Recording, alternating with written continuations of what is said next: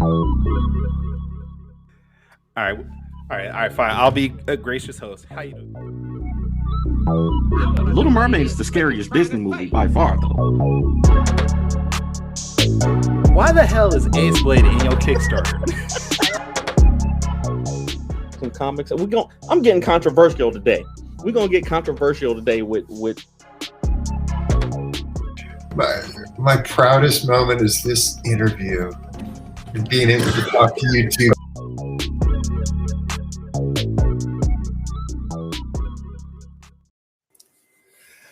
Ladies and gentlemen, boys and girls, children of all ages, Taurus Comics, in collaboration with Fourth Wall Productions, respectfully brings to you the 62nd episode of the Foretales podcast.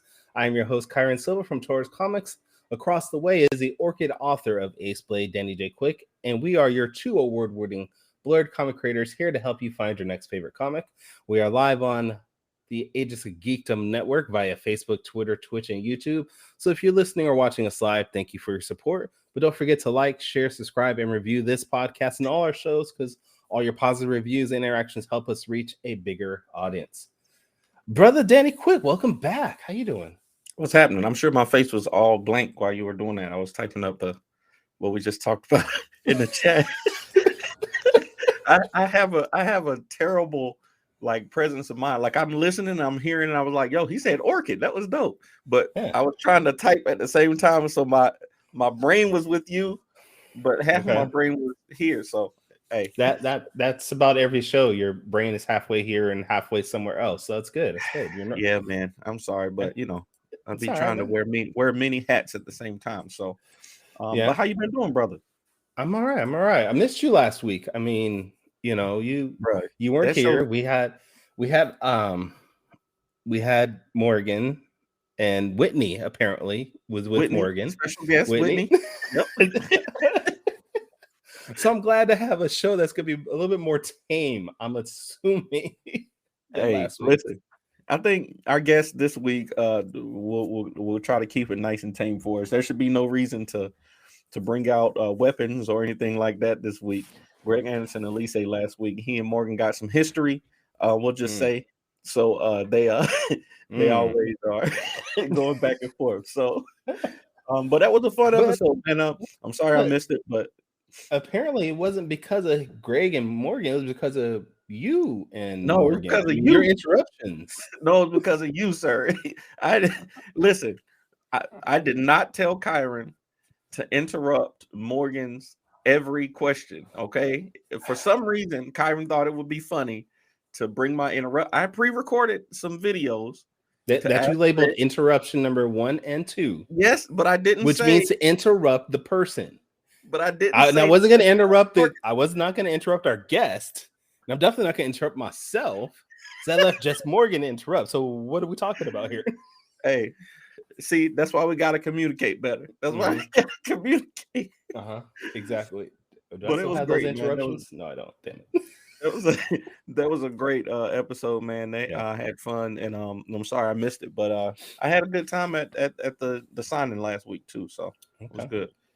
All right. Now I know we don't usually talk about behind the scenes stuff here on our show / podcast, but I do have something I wanted to bring up with you. As a lot of you guys know that don't listen to us live, you listen to our podcast. Our podcast is available on most streaming networks, Apple Podcasts, Google Podcasts, all those good things. And with doing that, our podcast is broadcast around the world. Like, we have listeners in India, the Netherlands, Iraq, New Zealand, and of course, the United States is our biggest audience. But do you want to know who our second biggest audience is that listens to our podcast? I would guess Thailand. Actually, I don't. Thailand is not. It is 1, 2, 3, 11th. Oh man. Do you want to take one more guess or? Canada. No, Canada is not even on the top 20. On the list. Dang. Canada, you don't love us. I see how it is.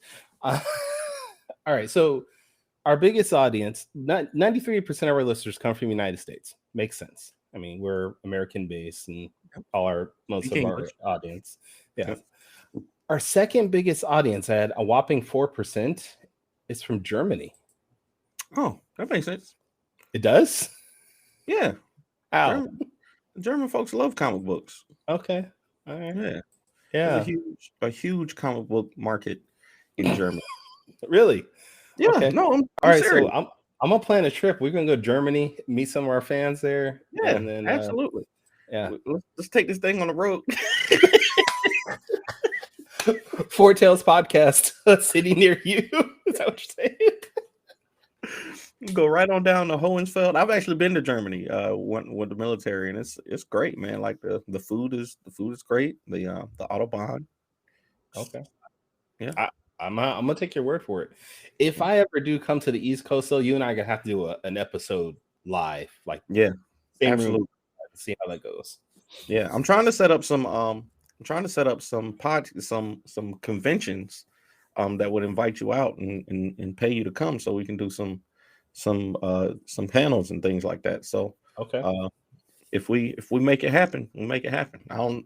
It's hard to pay for airfare and travel in hotels for people. I don't quite have that influence yet, but we're gonna get there. I mean, especially with you on the East Coast, me on the West Coast. I know that's expensive. I do say though, if we do this, maybe you can bring our guests along with us, because he's on the West Coast with me. Maybe he can tag along. Okay, absolutely. I'd love to do that. All right, well, let's bring the guest on. He's been waiting in the background for enough time. We've rambled off probably too long, honestly, at this point. But he is a writer, an artist, a father, apparently, a great guy, a husband, an influential man in the community. I'm sure he is the one, the only Don. I was trying to think of something cool to go with Don. I can't off the top of my head, but Don Walker, how you doing, sir? Good, guys. I'm good. Have me on. Don Barbarian Walker in the building. See, he didn't rhyme with Don though. Don Barbarian didn't flow well. Don Juan. Well, I'm sure people call I go by Don, the Don Walker on my books. I sign my books the Don, so there's always that. The Don, yeah. Okay. For later, for next time. That one. Okay. There's another person who signs his stuff the Don, but we won't talk about him right now. Whoa. Wow. We won't compare you two. We won't compare you two today. You're in different industries. You're in different industries, so okay. But thank you for coming. I'm happy that you got up early this morning. I know you're a California native, right? Yeah. Oh yeah, Southern California, born and raised.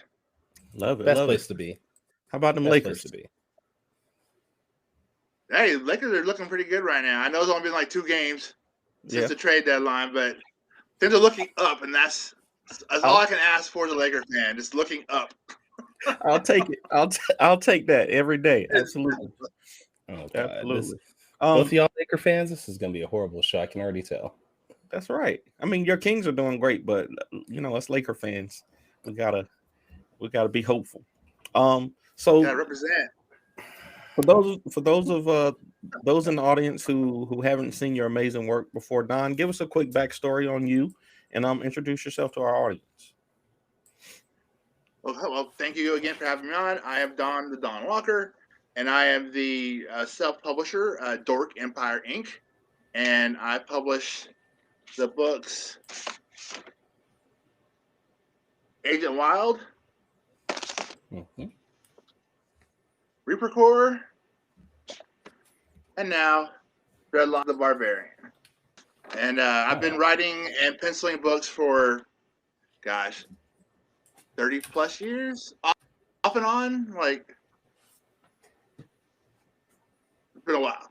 But again, I do mostly sci-fi, action, adventure stories. I'm a big sci-fi nerd at heart, so. Okay. Now, Dreadlock is your newest book that's coming out. So, for anyone that's not familiar with what the premise of the story is, can you give us a brief synopsis of it and tell us about the book? Okay, so Dreadlock, I call Dreadlock a cyberpunk western. So I do a shared universe of characters. My Agent Wild book is set in the modern day. Reaper Corps and Dreadlock are set in a future of the same universe. So Reaper Corps and Dreadlock are in the same space, time frame, and general location. Is a crew, I call them, that roam the new west, I call it, which is this desolate desert landscape of a broken earth. And him and his crew do acts of good, little acts of bad, get a little trouble, a little adventure. So they're kind of like I don't know, kind of like Guardians of the Galaxy type of team, but like Earth-based. They're out there doing good, but by doing good, they get in trouble with other people, and so they have fans and they have enemies, and they're out there trying to live their lives, have fun, and get into trouble. I love it, man. It's great to bring the fun back to comics, to have just comics that are fun to look at and fun to read and great art and fun stories and I love it, man. I love it, Don. If you use the term "make comics fun" again, I'm gonna leave this. I'm just saying. That's my tagline for my poetry company. Dark Empire Inc. Making comics fun again. Oh, God. You can't be so heavy all the time, man. Like, I'm pushing 50. I'll be 50 next month. Nice. And like my heyday is like the 80s, early 90s, where while you had some social issues in your books, they were still fun. Yeah. Right. A little more subtle back then. Way more subtle. But again, I think they're just better written. So like they could do the messaging without just punch you in the face with it constantly. Like now it's just too blunt for trauma with some books. Even the really good ones, it just seems like they're not as fun anymore. I read more indie books now because Marvel and DC just aren't fun. Like I just can't. I love them. I'm born and raised Marvel zombie from the early days, but like now it's just like, I can't do it anymore. Well, that brings us to our next question. What comics are you reading now? I know me and Kyrun, we want to talk every week about what comics we're reading. I know we both read a lot of indie comic books. But what comic books are you reading right now? Let's see. What do I have over here? You just put them on the Infernal spot. Girl Red. Well, no, it's cool. Like I have some books right here, actually. So Infernal Girl Red by Image. 3 Keys, also Image. Chroma, which is a European book brought over here by Skybound. Okay. Those are 3 off the top of my head. Nice. And the occasional. What's one? The Last Barbarian. I just got this a couple days ago. All right. Okay.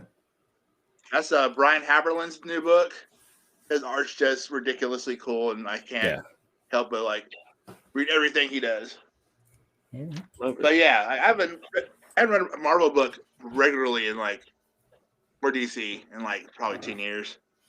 Oh wow, man, there's some good Sylvester's Deadly Duo is pretty good though. Okay. Are you guys seeing that book? I've seen it. I haven't picked it up though. I hadn't picked it up. I hadn't picked it up yet. I do a lot of Sylvester artwork. It's worth buying to look at. Right. We have a message here that says you should be reading Ace Blade and Saw, Don. I mean, our audience always advocates for us, and I appreciate that. Yeah, I appreciate that. Oh, speaking of, I have some artwork. I have a new cover art for Saw #1 that I don't know if anybody's ever seen that I want to show. No, you don't want me to show it? I don't know what you're talking about at this point, so I guess go ahead. I'm talking about you showed me some artwork last night that you haven't put out yet. I will reveal it right here on the show. No, I wouldn't do that to you, Kyra. Is it the Don Walker artwork? Is that what we're doing? Hey, that's what we need to do. We both need to get a Don Walker cover for our comic books. We definitely need to do that for sure because your art is amazing. Hey, But before we move on, thanks. Kyrun, what books are you reading right now?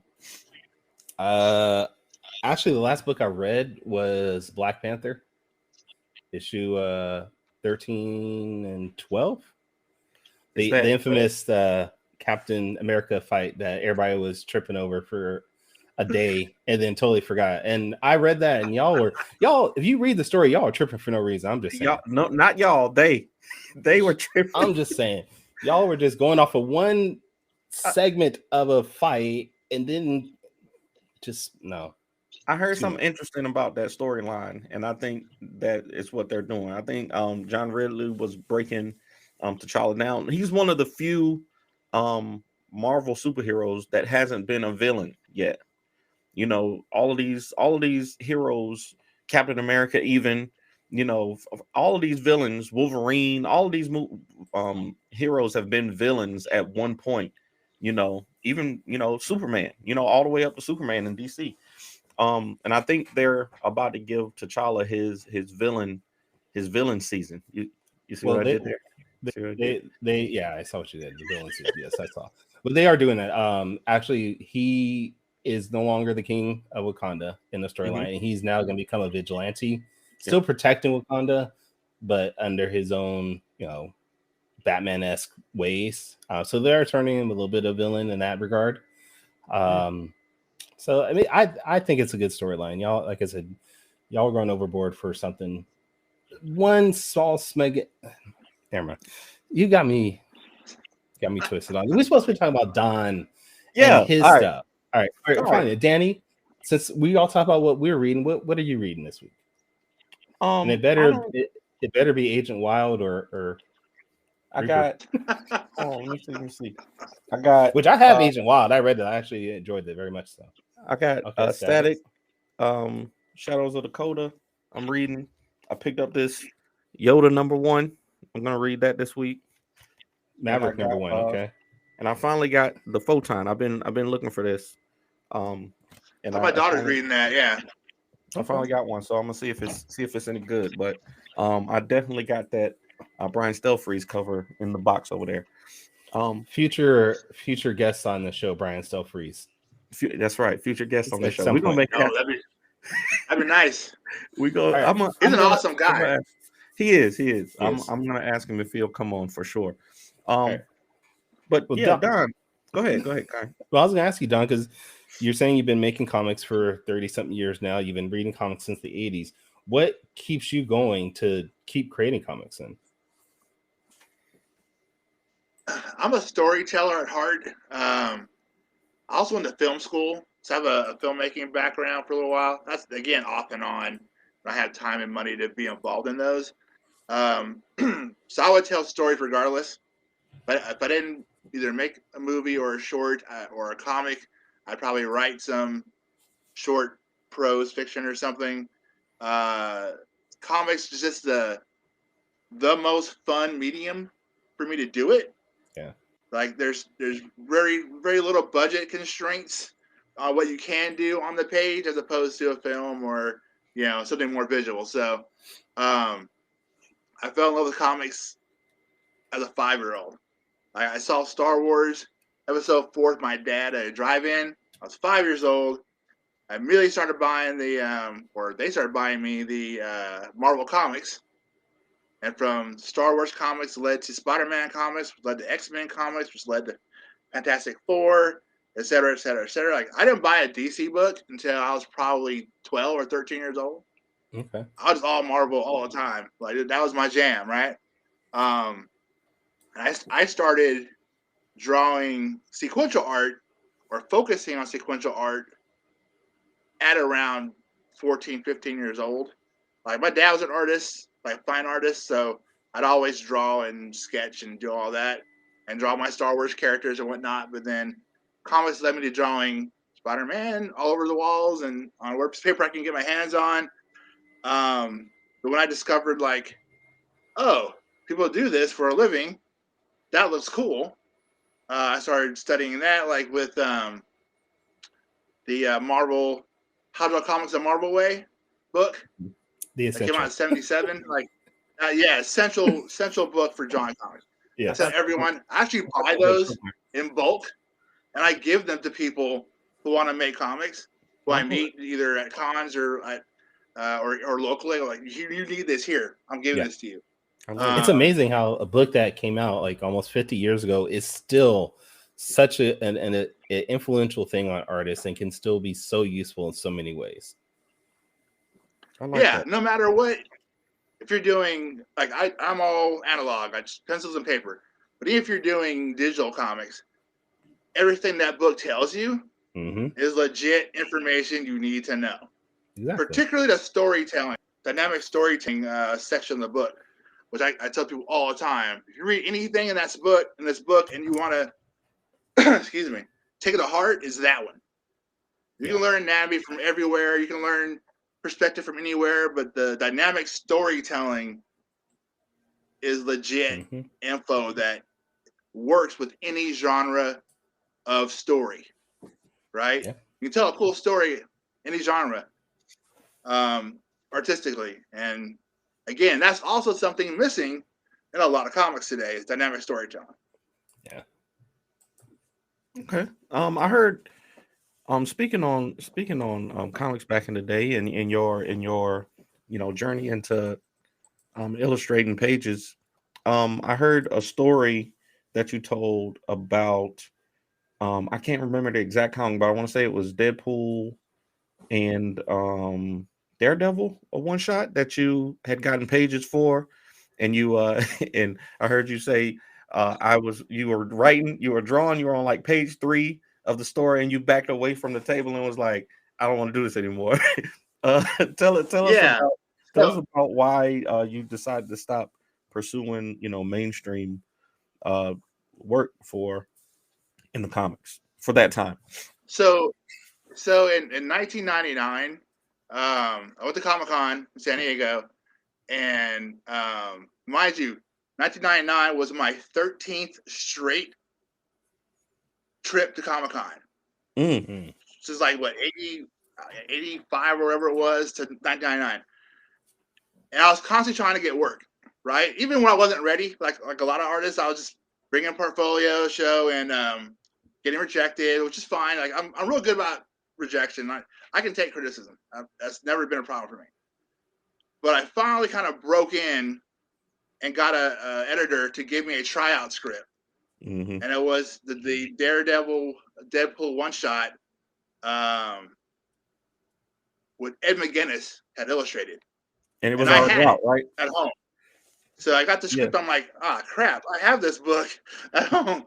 So I have to draw this better than Ed McGuinness. Wah, wah, wah, right? Good luck. Right, exactly. And I knew I had a different style than him, but still, it's hard to do something when you know what it's supposed to look like. Yeah. By somebody else. Yeah. Now on top of this script, I had worked in a comic book store as an assistant manager for 2 straight years, right? So I'm eating, breathing comics 24/7 for the last 2 years. But I get home, I'm working on the pages, and like page 3, I'm just like, I'm not enjoying it. I'm not being down what I want or what I feel they're going to like. And I would have called it dread came on me, but it kind of like all of a sudden I remember sitting at my drawing table in my living room going, I don't care. I don't care anymore. I'm burned out between working in a comic store 4 days a week. I had a 4-day a week, 10-hour days. And it was just like going home, working on comics, and kind of beating your head against that wall for so long just was enough. I was like, I'm done. I pushed my chair away from the table. I got up and just like sat on my couch and put a movie on. I don't know what it was on. I just sat there and just kind of like breathed for a second, like, now what? I put so much energy in wanting to draw comics. Like every other young guy, I was like, I wanted to like draw X-Men or Spider-Man. And when Image debuted, I was like, oh shit, I want to work for Image. I want to go do stuff for them. Like they're the new big, cool thing, And like another short story. That same 99 convention, I have a portfolio. I have Cyberforce pencils that I did, right? I included Cyberforce and some Wildcats, and like a 6-page portfolio, just some stuff I made up, right, to put all these characters together, so I could hit both studios, right? And I had happened to show the portfolio to some of the artists that worked at Extreme Studios, which I hadn't planned on it, but like they're doing a portfolio review. I stopped by, showed them my stuff. The guys at the portfolio who review you showed it loved to? my stuff. Oh gosh, I was an Asian guy, which I know doesn't help hardly at all. Well, there was Andy Park. There was. It's okay. I think he's one of the artists of like one of the Youngblood spinoffs, or Blood Striker or something like that. I'm not sure if they're the same guy or not, but like, dude loved my stuff. He's like, oh, it's awesome. And I always come prepared with photocopies, like my packages full of photocopies that are labeled with my name and address and number and everything. And so I gave the dude one, and he's like, cool, I'm gonna show this to Rob. All right. And so like the second or third day of the show, I'm walking through Artist Alley, whatever it is again, or the Publisher Row, whatever, and the same guy sees me, points me out, and says, Rob, that's the dude. Come look at his stuff. So I'm like, cool. Like, all right. So I go, Rob Liefeld's at his table, right? The Extreme table. Throngs of children, like 8 and 10-year-olds, like in mass, just like bowing down to Rob Liefeld. And so I get up there, open portfolio, and Rob starts looking at my work. And he generally likes my work, which is cool. And the Cyberforce Speedster, can't remember her name all of a sudden, but she's like the main character in my portfolio. And I had drawn her too lean, and Rob thought I made her look a little older than she should be. Now here's the thing. I will never forget this in my entire life. So Rob's looking at my stuff, and he goes to the speedster character.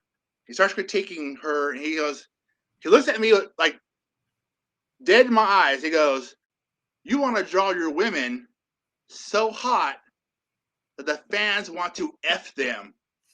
And he used the whole F word with all these children behind me. And I was just standing there like, looking around like, did he just say that out loud to these little kids? That tracks. I was like, that tracks. I'm like, okay, Rob, thanks, man. Like, and he's like, I'll fix these things and then bring them back tomorrow.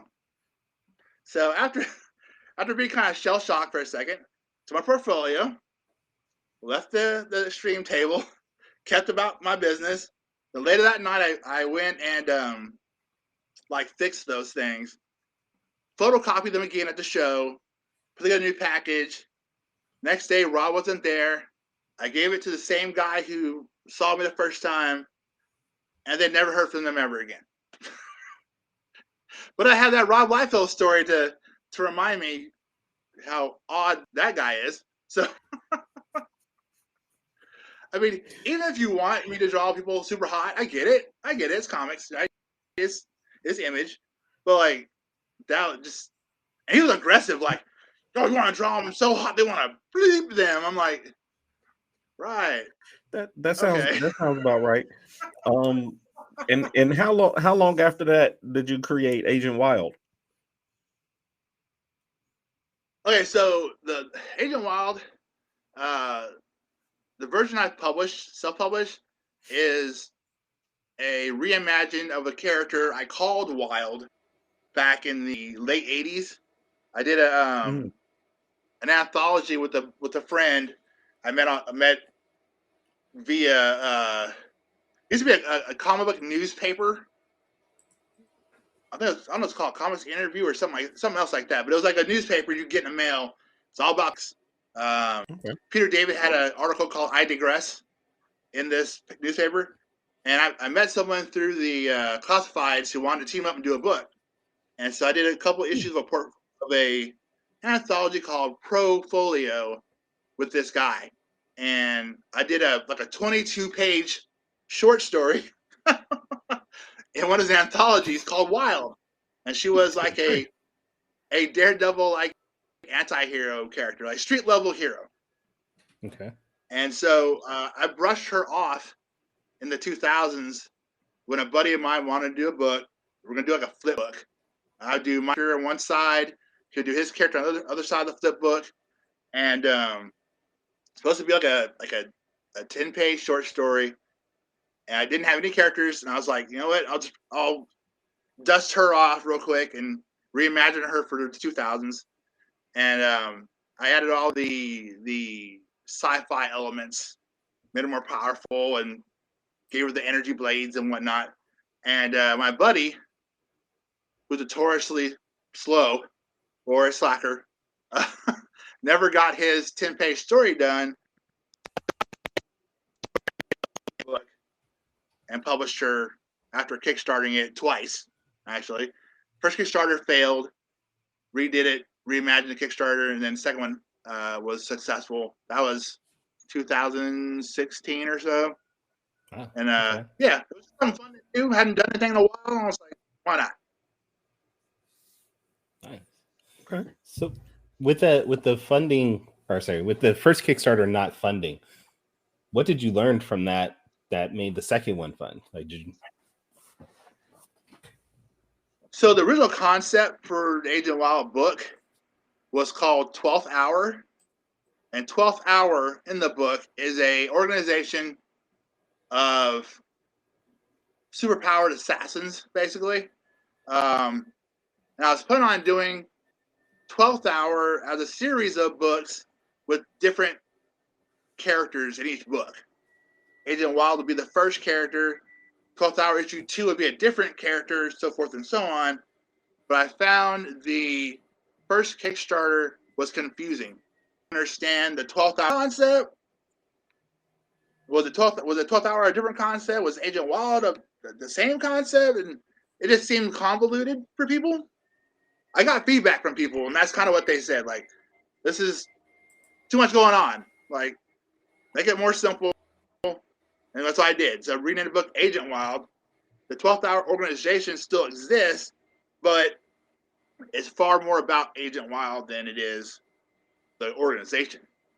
And my goal was too high. Like, original goal was like, I was paying everybody decent rates for the time, including myself.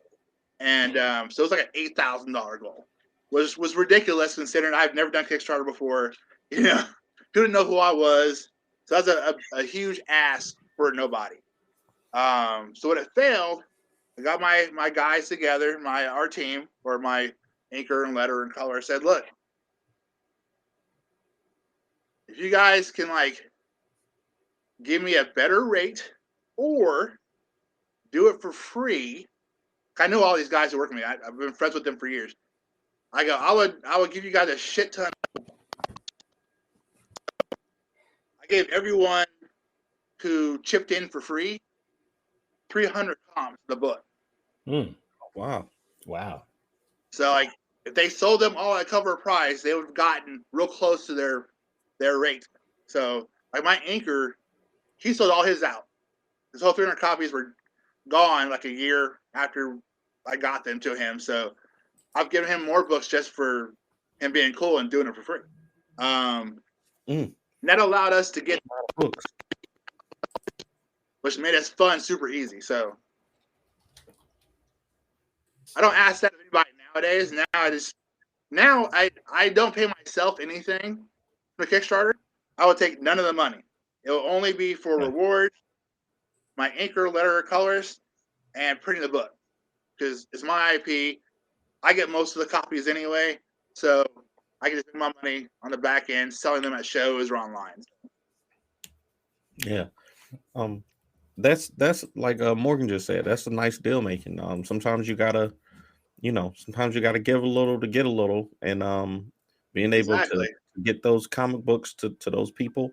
I recently have done some variant covers, kind of on that same deal. I couldn't afford to pay the artist at the time, but I was like, listen, I can get you some copies and I can promote it for you, and I know I got a decent online platform, so and I know I usually try to get artists who are going to shows anyway, who are because all artists don't they don't do conventions, big or small. So Yeah.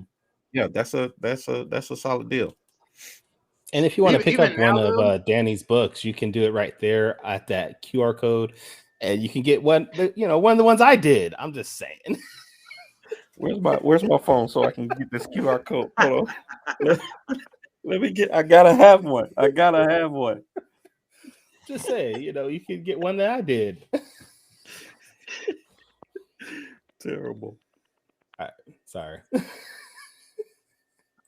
I interrupted you, John. I'm sorry. well, I was just gonna say, like, even when I pay page rates to people, I still give out at least 20, 25 copies to everybody who works on so individually. So anchor, letter, colors, they still get like 20, 25 copies of the books, just as, again, thank you for working with me. Because I have 3 inkers that I love. They all give me a little different vibe visually. So I pick and choose which one I need to use for whatever book I'm doing. But and Silas Dixon is the new guy I'm working with on I was just about to ask you Dreadlock. about Silas. Silas did the second half of Ace Blade #2. My second Ace Blade Okay. book, he inked. I had a inker here in North Carolina. He couldn't finish the book, and he suggested Silas to finish Ace Blade. So that was pretty. I was surprised to see that we share our inker in our our journey. Silas is the man, dude. Like, Silas is one of those guys that he's closer to our age, and so he's got a little bit he's into the masters of the craft, right, from like back in the day. Silas is one of those guys that Silas will constantly go find super talented, like, working for Marvel and DC inkers, and nitpick and like get information. Like, he's always trying to learn, always trying to get better. I'm doing the same thing. Like, I'm always trying to get better, and like Silas loves dreadlocks almost as much as I do. I love it. That dude is down for some dreadlocks. So I'm like, he's been a blast to work with, and when I eventually do a mini series for Dreadlock, Silas is my guy, 100%. I love it. Apparently, Silas is doing Cosmos too, which that's got to be Advent? Advent Comics. Yeah, it's Advent. Tony Cottrell. All right. Yeah, that's dope. Silas, we teamed up on a cover for one of the next books too. Actually, I think all over the place. Cosmos 7 or 8. Oh yeah, he's always looking for work. So. Oh, you said are you doing a cover for Cosmos 8, or are you saying Silas was? Yeah, we did a Cosmos cover. I believe it's issue 8. Oh wow. Tony. Well, Silas told Tony about me. It's like, you should hire Don for some covers or something. And like, so Tony hit me up and was like, yeah, let's do a cover. All right, cool. We knocked that out like last month. It's really fun. Tony's cool because Tony likes that 80s style of stuff also. So I had to do a cover with like 7 characters.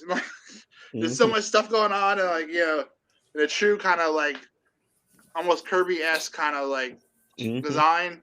That was fun to do. That's wild, because I think Cosmos 8 is the one that Ace Blade shows up in, if I'm not mistaken. Okay. Why is Ace Blade showing up everywhere? Don't worry about that. Don't worry about that. Just I mean, I got like 4 books with different characters y'all can have in any of your comics if you want to get appearances. I'm trying to get Ace Blade in Saw 4. That's what I'm trying to make happen. So we'll talk about that later. Okay. An Ace Blade character does actually show up in Saw 4. Is it not Club Bat? Not Club Bat.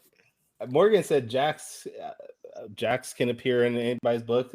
I'm gonna say a Jax type character appears in Saw 4. I'll just put that out there right now.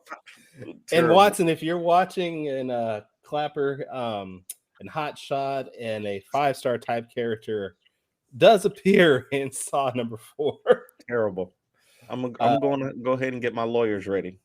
Brad Arney says he wants a list of Ace Blade appearances. Just every book, Brad, Ace Blade is going to appear. Me too. I got to keep track of them. Ace Blade is showing up in a bunch of people's books at this point. So, all right. I love it. Well, I think this is the best I time. gotta draw some Zob, the lightning wielder. Yeah. You are on my short list, Don. You really are. So don't worry. You're on that list for sure. I just got to get. I got to get paid for my work that I've done from other people first. That's one of me. I'm one of those people. I still owe Kyrun money. Let me send you books instead, like Don did. Let me send you some books instead. we would have had to agree to that before. You say we had to agree to that. Yeah, you'd have to agree that before. Morgan said Ace Blade is like the toasty guy in Mortal Kombat, just popping up randomly. Okay. All right, the show has gone off the deep end now, so I think this is a good time for us to do some quick takes. If you're ready, I am. I'm ready. Let's do it.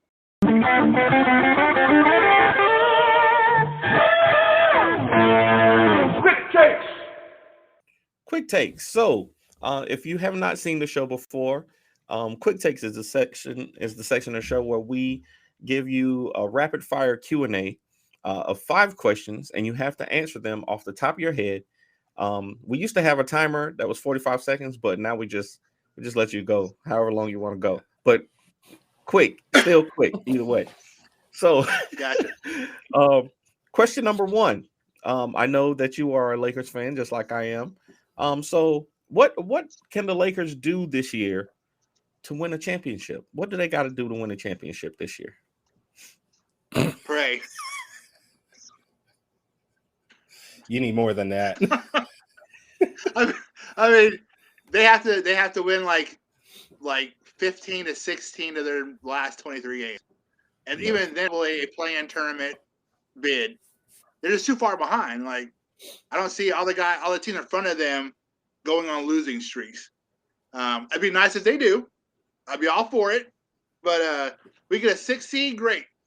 But I'll take the play-in tournament. This team looks good enough to play a play-in game and kick somebody's butt and get into the dance. So I'm down with it.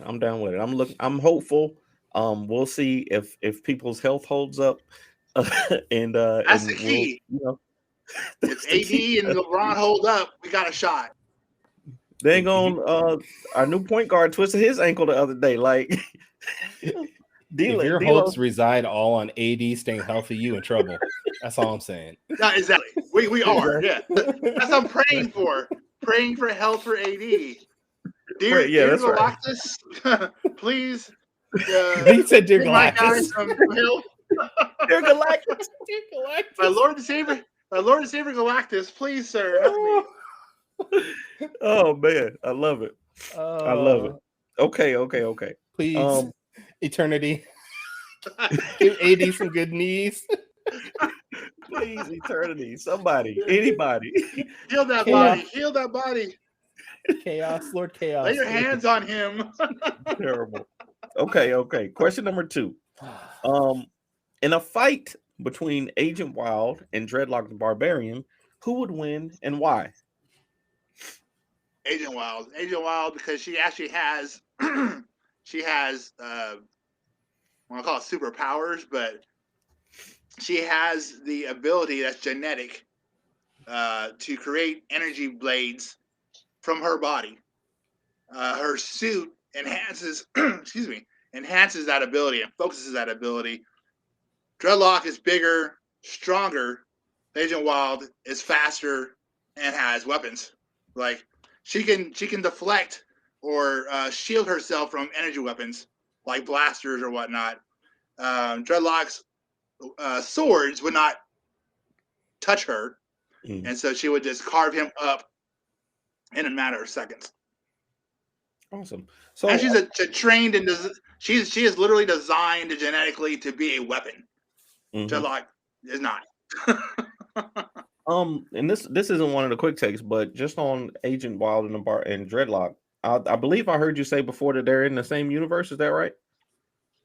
Yes, but they're in different eras. So Agent Wild's in the modern day, Dreadlock's in the future of the same era, same universe rather. I got you. Go ahead, Kyrun. I see you. Go ahead. All right. Well, what the hell is going on in my comments? How you gonna talk about Clippers? Kings got lucky last night. We took your best shot. Your best shot. PG out there hitting threes with like 3 people on him. Westbrook probably playing the best game he played all year. We scored 153 points in regulation at your house. They beat them at home. That's the worst part about it. They beat them at home in LA. Come on. Clips lit the beam. They could probably see the beam from Sacramento. So man, in your house, we came in there, said this is our dub, and we left. All right. Back to quick take. But is it their house really, or is it the Lakers' house? Exactly. Thank you. We went into the Lakers' house. They got a house. That's our house. The dub. They're just written. Talk about Clips Nation. That's terrible. Clipper fan. You went your Airbnb, took the dub. Yo, I almost feel bad for the Clippers, man. But hey, that's how it is. Living in Big Brother's shadow. Exactly. Okay. All right. Back to quick takes. We done had two interruptions already. All right. Sorry, I don't usually look at the comments during quick takes because dang. Terrible. Okay. Question number 3. And this is a question that I ask a lot of creators who are on the convention scene. Do you prefer big conventions or small shows? And why? I prefer small shows that are comic focused. That's very important. You'll never see me table. You won't see me table at San Diego Comic-Con. It's just too big. It's too big. It's not a comic book show anymore. Comics are an afterthought. So I will do, and I can do like 5 or 6 shows that are smaller for the price of doing Comic-Con. So and make more money doing it. But yeah, focus shows on comics. Those are the shows I want to do. Shows like Comic-Con Revolution in Ontario, California, which is in May. I do really good at that show. It's a 2-day show in Ontario, California. It's like a weird place to do a show, it seems like, but they're there to buy stuff. They're there to buy indie books. LA Comic-Con is another one. I do great at LA Comic-Con every year. WonderCon, which is also done by the San Diego people, I don't do good there, even though Anaheim and LA are like right next to each other. I don't do any kind of money at WonderCon. So I stopped doing it like 2 or 3 years ago. Before COVID, I stopped doing it. And that's next month in March. I'm skipping that one. How was the Black Comics Day? That was amazing. That was my second time doing that show. Done the last 2 in a row. And Keithan Jones and the Rolby Center put on an amazing show. It's super fun. It's super relaxed. And again, the fans come in there and they are there to buy. Yeah. If someone stops at my table, like 9% of the time, I'm gonna sell them something.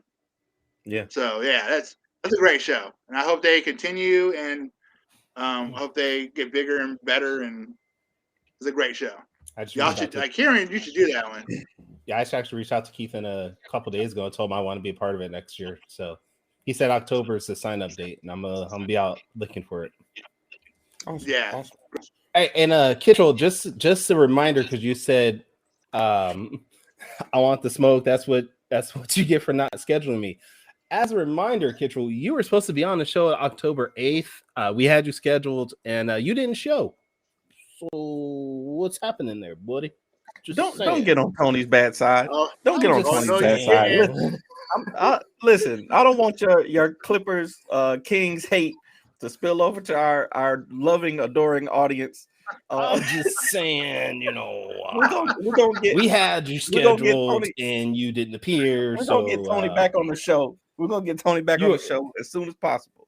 All love, Tony. You're more than welcome to come on again. Absolutely. And enjoy our playoff run. So go ahead. All right. Terrible. Malik wait. That's Kevin Chapman. That's Kevin Chapman now. That's what I thought. When I saw the attitude start coming out, I knew it was Kevin. Terrible. My bad. Kevin, you're more than welcome on the show too. All right, question 4. The slander. I blame Restream for not showing people's names when I don't know why. Like, it'll show some people's names and not others. Morgan's right. He done rubbed his energy and rubbed off on you from last week. You out here. I'm glad you don't got. Hold on one second. I got to get my Whitney. Hold on. I'm gonna go ahead and ask question number 4. Don. Okay. Yeah. This is gonna be a hard question, but I believe in you. I know you can answer it. All right.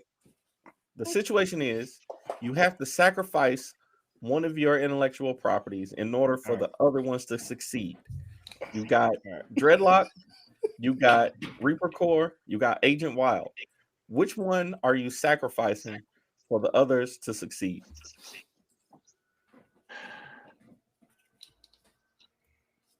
Probably Agent Wild. Iverson. Agent Wild. Probably, yeah. It'd be hard, obviously, to give any of them up, but I don't know. So, like, Dreadlock's the newest thing, so I love that one the most because it's the newest thing. Right. Ask me this question 6 months from now, it might be different. So I have another idea we're working on. That would be the new favorite thing, but because Dreadlock and Reaper Core are kind of spin-off. Well, Reaper Core or Dreadlock is a quasi spin-off of Reaper Core. So keeping those two, I get the benefits of both of them being able to interact with one another, possibly, whether that be a cartoon or a film or whatever. If I give one of those up, then I kind of lose half the story, if you will, right? Because Dreadlock, you'll see in a miniseries I'm writing right now. Dreadlock and his crew, or half of his crew, are from this mega city that Reaper Core takes place in.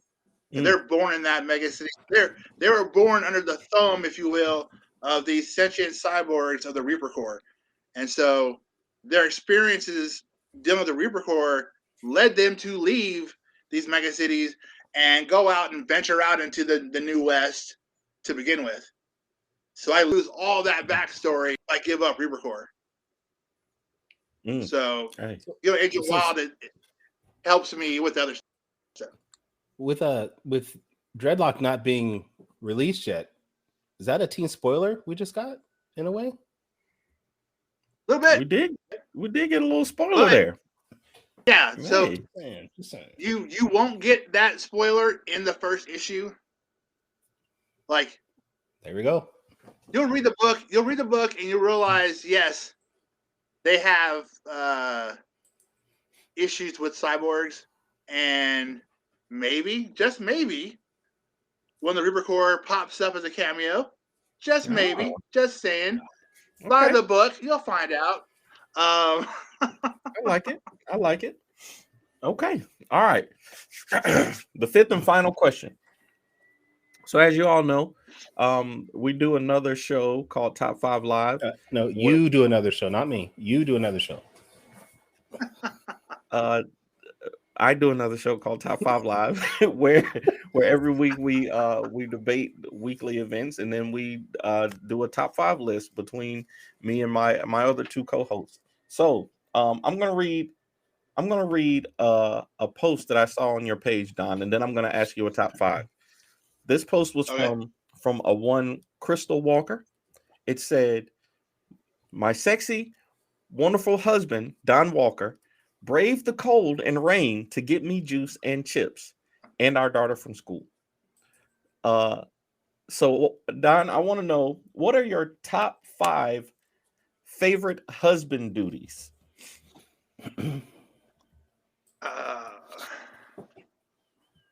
Top 5. And in order of top 5, or just 5 things I enjoy? Just 5 things the 5 best parts of being a husband and the duties that you have to do. Okay. The random stuff that we have to do all the time. Taking my daughter to school is great. She's 15, and we're like thick as thieves. Her and I, we're a lot alike, and so we just vibe. Whenever we're hanging out together, we just vibe and have a good time. Taking my wife and daughter to the comic shop every Wednesday. I co-founded a group called the Sketchy Bug Group with 3 other dudes. We are a nationwide group of comic creators, some filmmakers, there's some cosplayers in the group. I think, Kyrun, you're part of the group, technically, on the Facebook page. So I post every once in a while. Yeah, so I helped start that group 10 years ago, and my local comic shop called the Comic Bug, we've been meeting there every Wednesday until COVID shut comic shops down. But we've been meeting there every Wednesday from like 5 to 9, hanging out, creating comics, talking comics. And so my wife and daughter come with me. My wife's a writer of novels, but she enjoys comics as well. My daughter loves comics, thanks to me, of course. And we go hang out and just, have other Sketchy Bug friends, and, it's family time, all built around the love of comics. So that's cool. I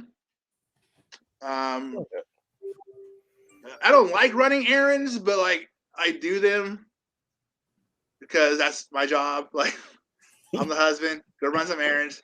Go do this. Go that. The honey-do list. All that jazz. Yeah. But yeah, just a husbandly duty. That's 3. That's 3. The hanky-panky part's pretty awesome. There we go. Duty, I guess. There's number 1. There's number 1. We got right? it. Can't miss that one. Like, come on. And occasionally cooking like that sometimes. I don't cook. I'm not real good at it. But occasionally I get a good recipe or something. I can follow directions. Yeah. I'm not an ad-libber though. So like, give me directions, I'm good.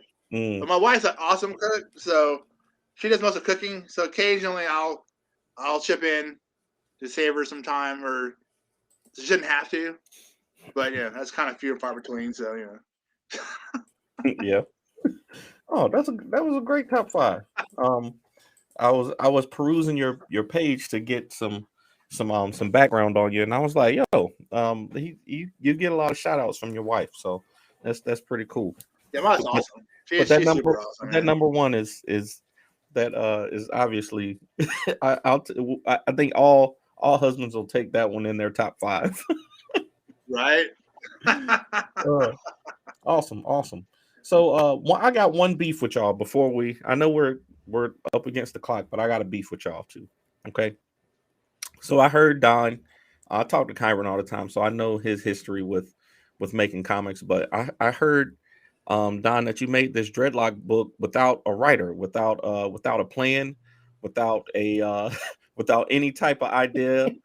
You just or you had an idea and you just started drawing, and then you had to come up with 10 more pages or something like that, and we're like, oh, I'll just come up with it off the top of my head. That's how I heard it anyway. I heard you said, listen, I don't need a writer.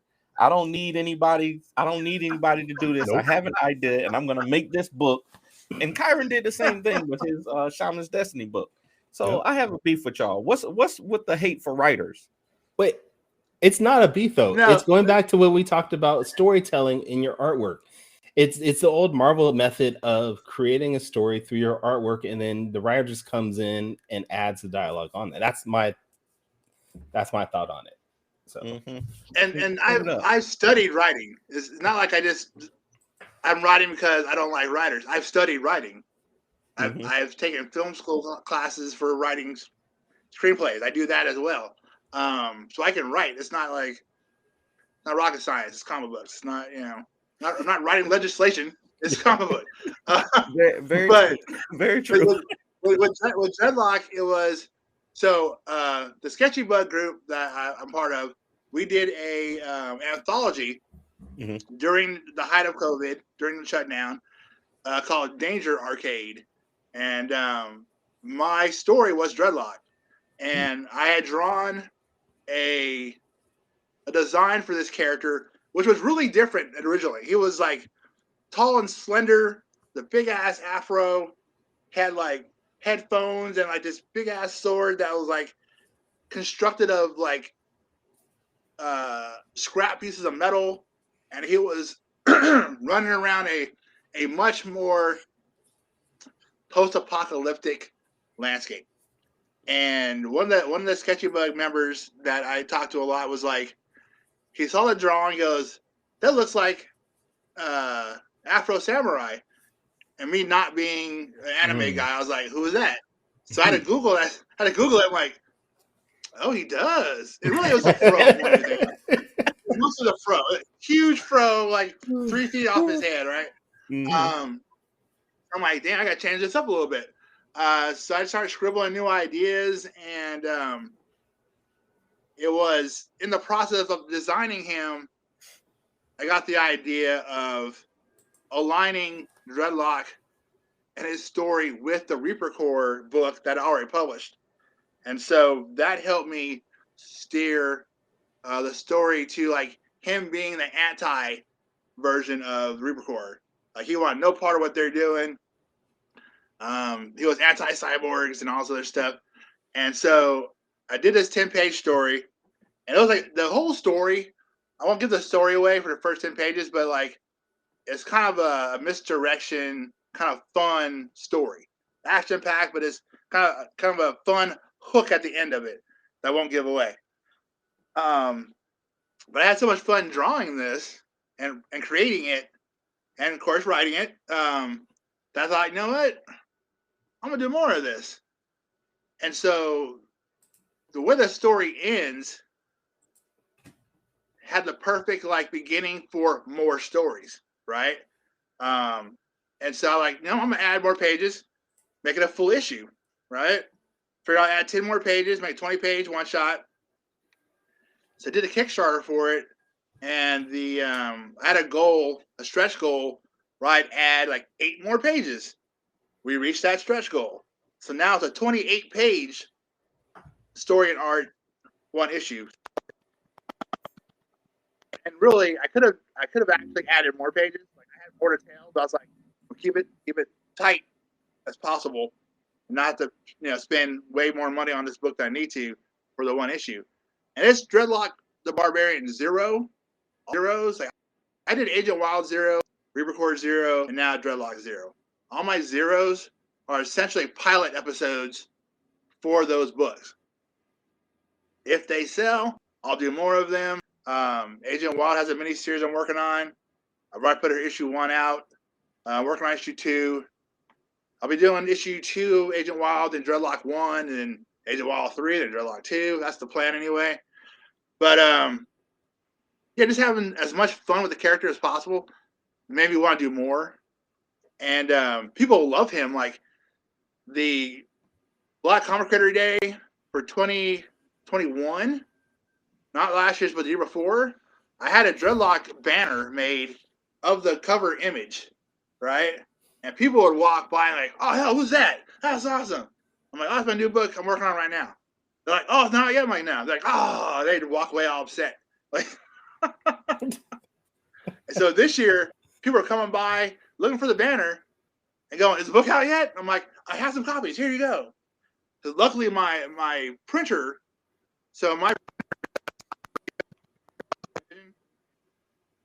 they have offices in Los Angeles.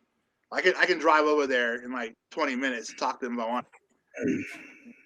Every time they print something, they get copies to the LA office, and they were cool enough to give me copies that they got that I was able to take to Black Comic Creator Day and actually sell.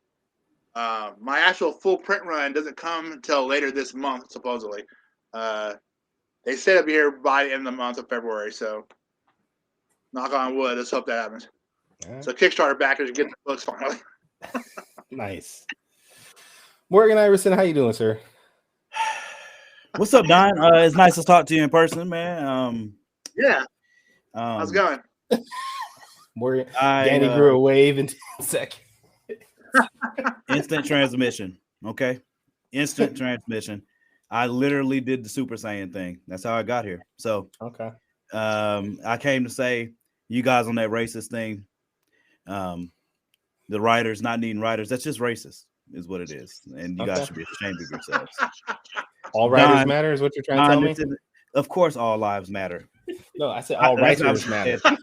Oh, no. Writers' lives matter. I just got done listening to Tucker Carlson a minute ago, and all lives matter. Okay? All lives matter. Blue lives matter. Okay? Writers' lives matter. Writers' lives matter. Okay. And you guys are not Kyrun so much, but Don, you're great. And I've enjoyed having you on the show. And, you know, with that being said, we're going to go and wrap up Four Tales for the week. I'm going to take over. And okay. I didn't bring Whitney, so. Wait, hold on. You're taking over here. Let's do this then. Yeah, absolutely. So, do we have anything we need to spoil? Like, we have some pretty big news, actually. Harlem's coming out. Yeah. We got a teaser. Yeah, we got a preview coming out today. For those who backed Lumberjacks number 3 are gonna get. What did you do with Don? What did you do with Don? Down there in the corner. He's down. But he's behind the Danny face. I can't even see him now. You're so racist, man. You said you're taking over the show. I'm trying to give you spotlight so you can do whatever you're about to do. But you ain't have to do my mayor wrong to let me take over, sir. Okay. That's all right. Fine. Jesus Christ. All right. Is this better? Is this a better? Okay. Yes. You know what? I'm just gonna. Okay. All right. That's better. All right. Yes. So everybody that backed Lumberjacks number 3, y'all know the incredible travail it has been to get it produced and get everything done. But we made a preview for Harlem number 5. I mean, number 1. Speaking things up. All right. So, anyways.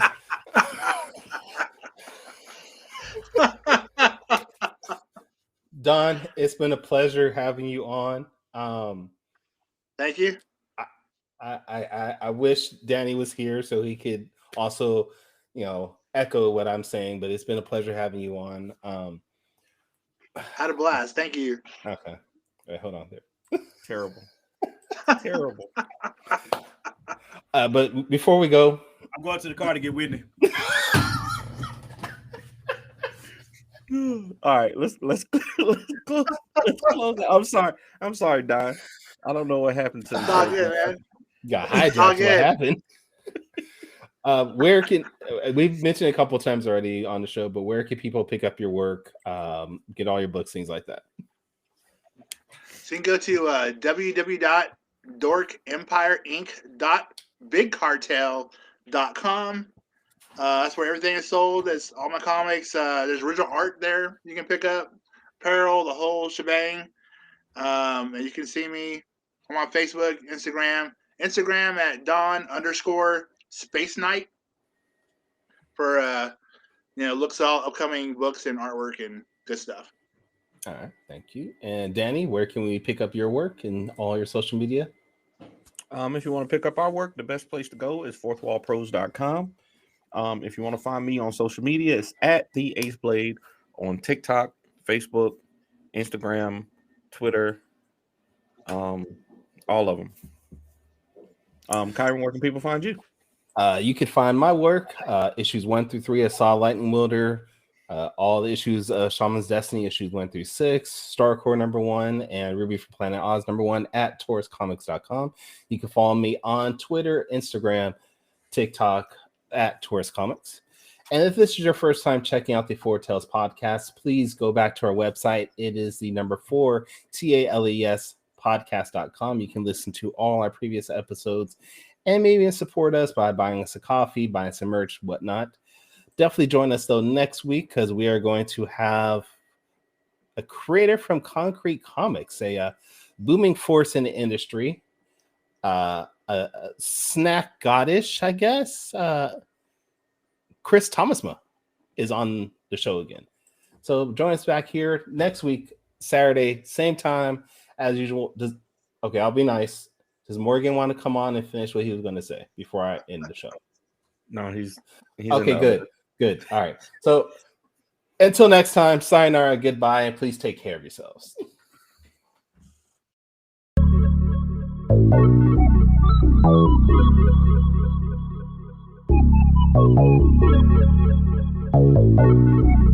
I want to know what it is Quick is trying to say.